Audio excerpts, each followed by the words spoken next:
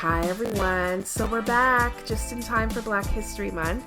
I'm so excited for season 2 of Woke Mommy Chatter, the podcast. I've got 8 great episodes lined up, so be sure to stay tuned. Today, it's V-Day, and in honor of Valentine's Day, in honor of Black History Month, we are talking about Black love. On this episode, I'm joined by Brandon and Destinii from the Black Love Instagram blog. You can follow them at Black with a Q, Love Soul. I'm also joined by former mommy of 3 and now new mom of 4, Carla. Congrats, Carla, on the birth of your daughter. This episode is about laying Black love bare, celebrating the beauty, unpacking the baggage, and propelling Black love forward. Enjoy. Thank you both, Destinii and Brandon, for joining me. So I do follow your Black Love Soul page, which I love. And I wanted to talk to you guys about why you wanted to start a page that celebrates Black love. So the first iteration of Black love wasn't really focusing on romantic relationships per se. It was really just loving the skin that you're in. I guess hence the logo Black love. And as time progressed, it kind of moved on to something different. We saw that it was underrepresented in movies, shows, even the music at times. And also with recent events with the last couple of years with, police brutality and, things like that, we saw the need to remind people the beauties of Black love. And there's also a lot of biases, when it comes to, I guess, dating another Black person of the opposite gender. Of course, there's a lot of stereotypes out there. And I guess just reminding people the beauties involved in love and Black love and being with a partner of the same, culture is the reason I started it. Destinii, you may have a different viewpoint on that. Just piggybacking off what you said, I saw the page. I thought it was amazing. I thought it was beautiful. Just a good expression of what real love is in our community, because you don't see that, like you said, in movies or the media or news or anything like that.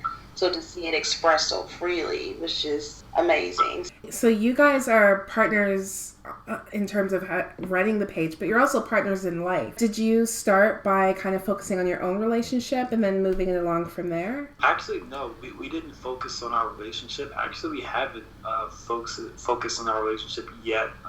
We do plan on, moving into that, as time progresses. But we started out just posting pictures and publicizing, people, had that love or had that aura around them. So I think one of the things you guys said was just there are so many stereotypes. There's a lot of baggage, I guess, that comes with relationships between two Black people.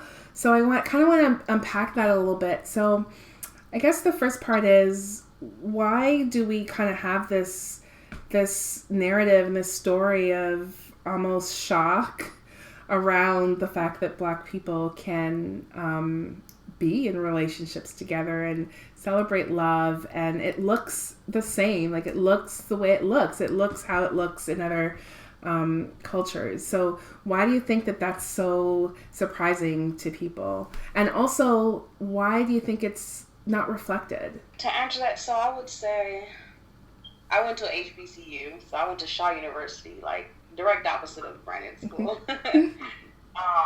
And so for me, I guess just, having a Black family, a huge Black family where most of the couples in my family are married more than divorced or single. For me, it's not a shock kind of thing. Mm-hmm. I think it's more of a shock for outsiders, people who aren't a part of our culture, because, the media, the news, statistics show broken homes, they show single family homes, they show Black men being incarcerated. So for someone on the outside to see a unit, a family, one that's not broken up, that's actually doing very well, to them it's just kind of like, wow, why is that? How is that possible?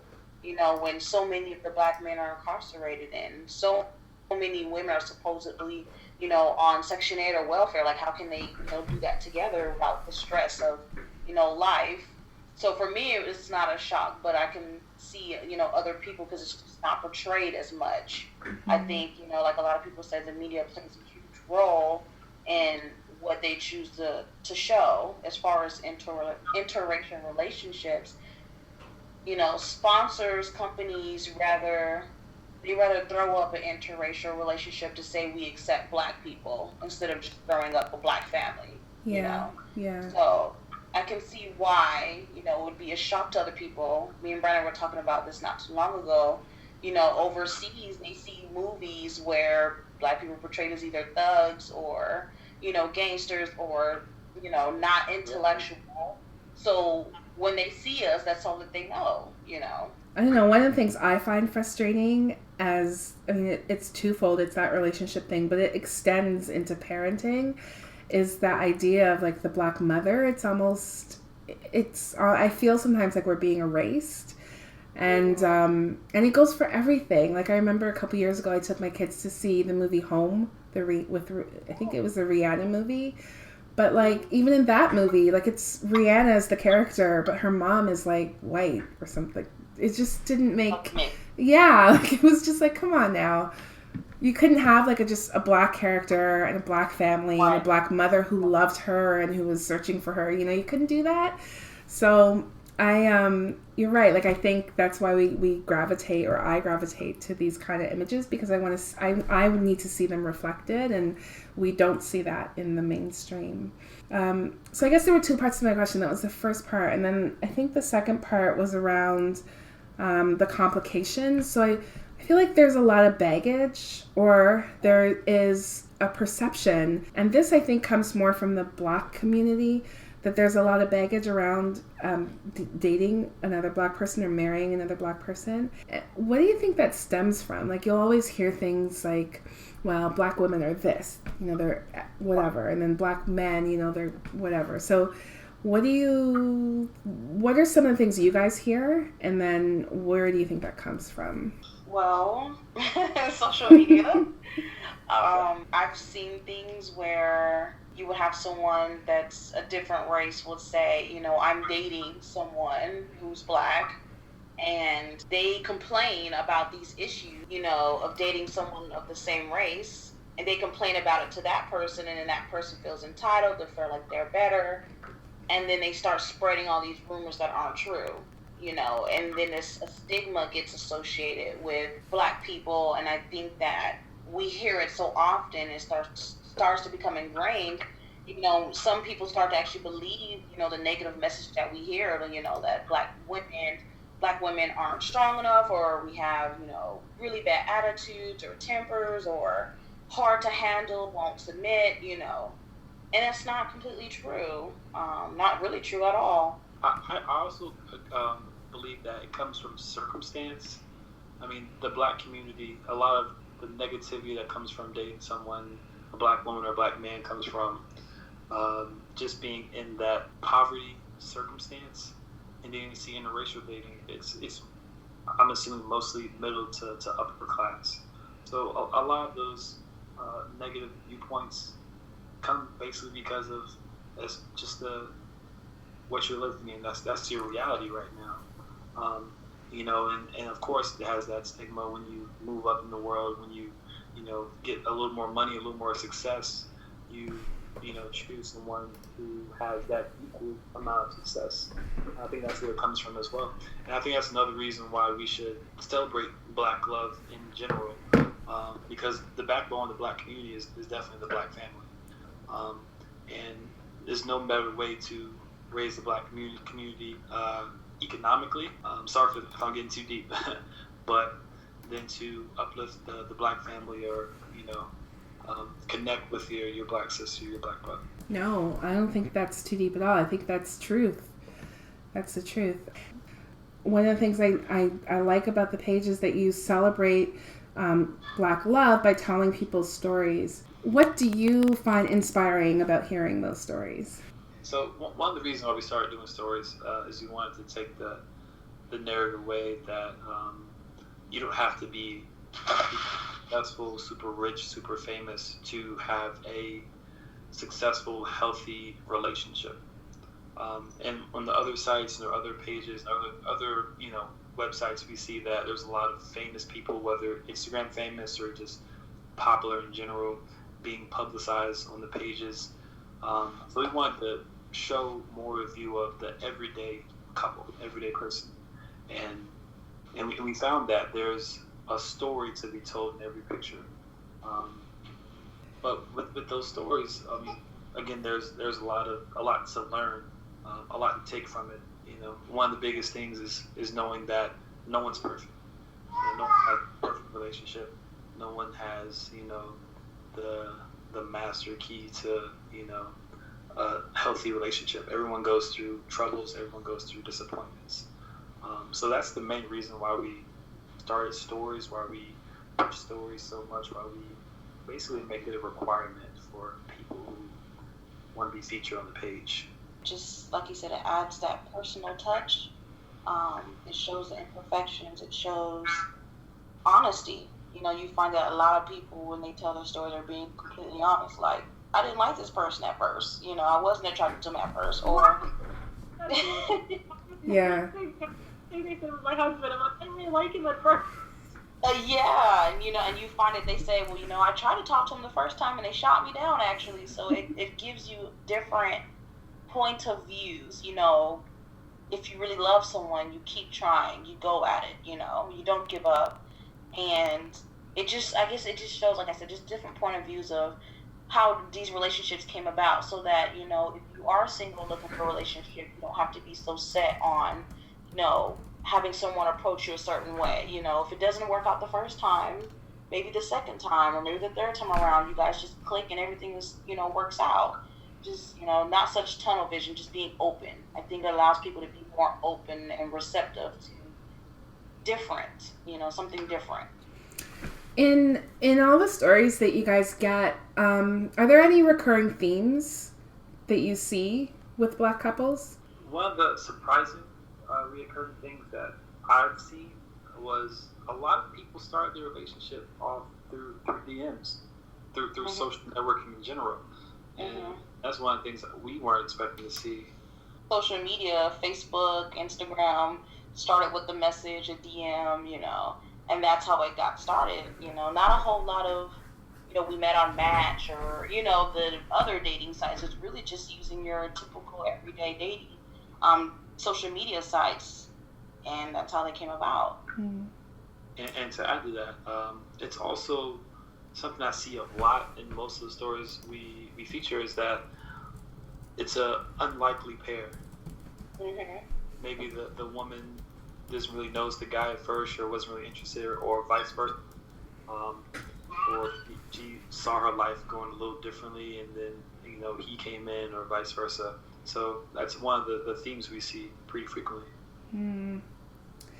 What about that idea? So we talked about some of the complications and some of the baggage that people that people think comes with Black relationships that isn't necessarily true. But what about the flip side to that? Like, I always think about, when I think about Black love, excuse me, I just think how special and beautiful it is. But I also think of like comfort, like home, like safe, because there's someone that you don't have to explain you don't have to kind of explain part of yourself to that person. They just know. I do think that's one of the beauties of being with someone within your own race, that you have that comfort. You don't have to explain yourself, or if something happens, something that's relative to your culture, you feel at home.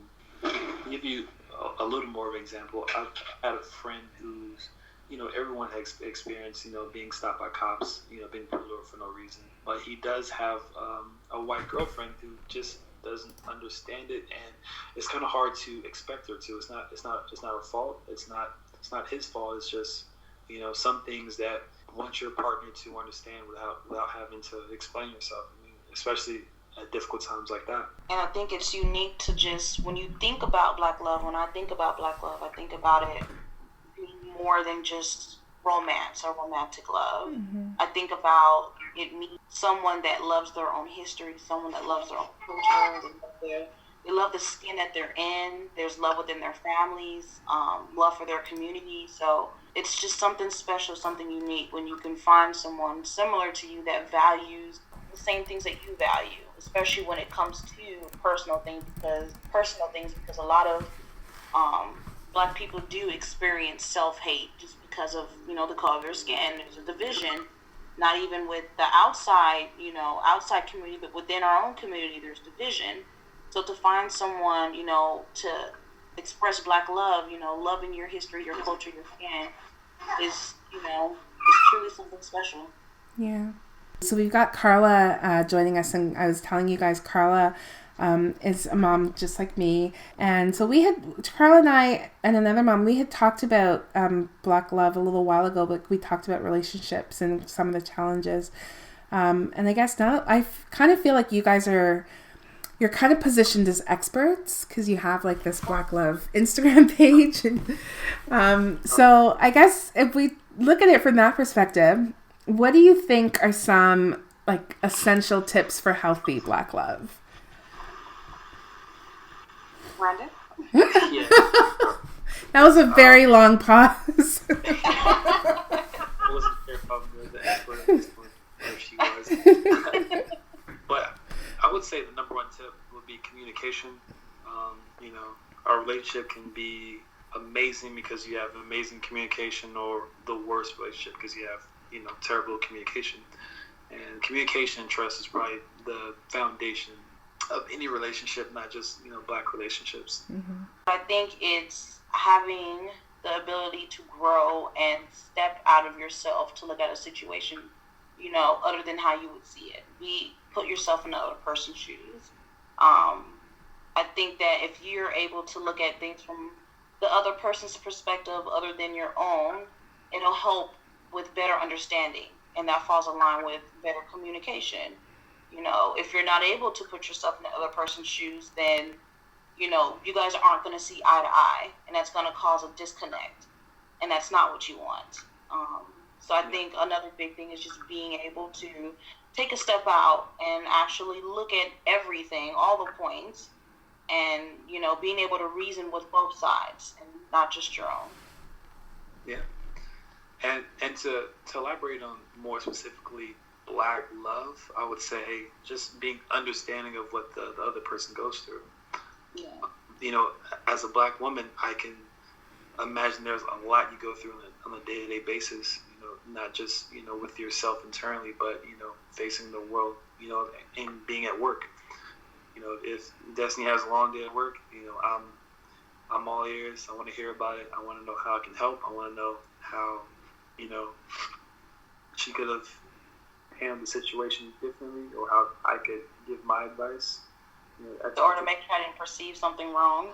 That's true. Yeah, it happens all the time. We talked about that kind of mainstream media, the way that they portray, I guess, Black love is what they really are portraying is interracial love, which is fine, but it's not Black love, right? Like it's not. It's kind of it's diluting like this. It's diluting, Black love, like between two Black people. I feel like we see it so often now that it's and it's almost like it's, if you do see a Black couple or a Black family that's that's Black, it's the exception to the rule. Was your blog, and there are others like this, and sometimes I wonder, like, is this a reaction to the fact that people feel like we're losing Black love? I don't think we're losing Black love. Again, it's just something that's not portrayed. The beauty with social networks, Instagram, Facebook, Twitter, is that we can show a different side of it. You're not getting all your information solely from TV shows and movies. You're also getting nourishment from your peers, who everyone has a voice on social networks. So I do agree that that's part of the reason why a lot of these pages popped up, just to show a different side of, Black relationships, showing that it still exists, because it does exist. It's just not publicized in mainstream media. Like you said, it's not being portrayed enough. And I know in the 90s, like growing up, we caught the last bit of the shows that did show value in black families, like, you know, the Cosbys and, you know, a different Family world. Matters and Family Matters. You know, Martin, they showed a funny, energetic couple. It wasn't all drama and cussing and drugs. It was genuine. You know, living single. They still had, you know, Sinclair and Overton, you know. And you kind of always wanted, when you grew up, kind of wanted that funny, goofy relationship, you know, open and positive. You don't get that as much now. It's kind of gone. So the generation coming up after us, they don't really get to see those as examples, you know. So in a way, it seems like it's fading away, but in reality, it's not being shown. I think, like, the whole, like you're saying, like, this generation doesn't really get to, I guess, see that Family Matters kind of, you know, black love. I personally feel like the whole side chick, side dude thing is being pushed heavy. Yeah, definitely. Like it's almost like it's being pushed as like a fad or like a norm. Like everybody's a side chick and everybody's a side dude, and people kind of think it's funny, but I don't really find it funny. Right. It's almost, that's part, I feel like stuff like that is part of like that delegitimizing of black families. Like, it's the same thing with the whole, you know, baby mama and all that. Like, that's, I don't ever remember hearing that growing up, right? I don't think people have changed that much and relationships haven't changed that much, but now there's like this language behind it and it's like everywhere and everyone's using it, and it's like, it's this kind of, to me, like it's another way to delegitimize blackness and black families and black people. Because, like, I'm not saying that it wasn't like grandparents and, you know, like that generation didn't do their thing, but it was quiet. Now it's like, you know, out there. It's supposed to be kind of like a norm for, you know, someone to have a side dude or a side chick, or because I'm looking at like my parents' generation. My parents have been married 48 years, and and I'm kind of like comparing it to, no, I mean, not heavily, but I'm kind of like comparing it to their generation, and then now where I think the issue with that is it's a tough comparison to make. The main reason is that, you know, with this new age of internet and social media and just the interconnectivity, there's so many options and people get overwhelmed. I think that's one of the reasons, you know, a side chick or, you know, side dude came from. There's so many options, and it's hard to narrow down who you want specifically to spend the rest of your life with. And it's unfortunate that, you know, we are, I guess, people of this age are placed with that burden, but it's something that, you know, should be addressed, you know, without having to play around it and say you should have, you know, someone on the side. It should be something that we should address and that we are aware of, and that we can better manage it. I mean, I don't have the solution to make it easier, but it's an issue. Yeah, and I think it goes back to the past, you know, not to be cliche like with slavery and stuff, but, you know, we had to fight for our love then. You know, it was forbidden for husband and wife to show affection towards each other, especially in front of, you know, the keeper or whoever. So then, you know, back then they had to fight to show affection and love for each other, and so there was a stronger need to be a unit, to be one. You know, now it's, you know, not so much. People can love and be with whoever they want, but we're facing a different battle now, where there's still a for unity, you know, and for love, but it's just now there's so, like he said, so many options. It's kind of breaking that down. I'm listening to you guys, and I'm wondering, like, if we can have this conversation without talking about, I guess, some of the heaviness that surrounds, like, being black women and the narrative that surrounds black women. And I think that's a big part of this conversation, in the sense that it's like in a lot of the stories that you'll hear, and yes, it's online, but you also you get it everywhere. Like, you get it in mainstream media too, is that idea that there's something wrong with black women, and that's why black men are off, you know, doing dating whoever, which is actually not true. Like if you look at the statistics, it's actually not true. Black love is strong and Black relationships are strong, but there's that narrative, and then there's that other piece, which is specifically about Black women and something being wrong with us, which I feel it's hurtful, and it's also, I don't quite get it. I think it goes along with what Brandon was saying with options, like, being able to date, outside of that race, and the media portraying anything but Black is successful, is good, so when someone gets into a relationship that is, not a Black person or the same, they start to talk down about the issues that they have in their own relationship. Mm-hmm. And then that person takes it and then they tag it as far as not issues with the relationship, but issues with that person or that race, and then it becomes a stigma that everyone's like that, and that's not the case. Everyone's not the same, and I agree with you. It's not fair because our hair is beautiful, our skin is beautiful, our curves are beautiful, but for whatever reasons, Black women are strong and they feel the need to tear that down. I also think it's very unfortunate that Black women are going through this, because really Black women are the most down out of the two. You don't really see Black women going dating other races as much as you see Black men. So it definitely puts them at a disadvantage for being so true to themselves, if that makes sense. Yeah. I'm looking at the photos on your page, and it's just, like, they really are beautiful. And the stories are beautiful. And where do you want the blog to go? What are you hoping for next? I guess in the next couple of months, we want to publicize our story, as in me and Destiny's story, how we came to start Black Love, our relationship in general, because a lot of people don't know, we've been together for 10 years. Wow. We've met in high school. Unfortunately, we haven't been in the same city, for the majority of our relationship due to job and career and, school, but we have an interesting story to tell. In addition to that, we do want to move more towards mental health in general. There's a lot that Black people go through that no one else knows about, whether it be, their family ties, a lot that came from, again, a lot that came from slavery. A lot of people don't want to address it, but there's a lot of post-traumatic stress, For sure. Beyond addressing. Yeah. In addition to that, just building up the Black community, whether it be financial literacy is a huge problem in the Black community that needs to be addressed for us to progress, as a whole. So those are a few things that we do want to incorporate.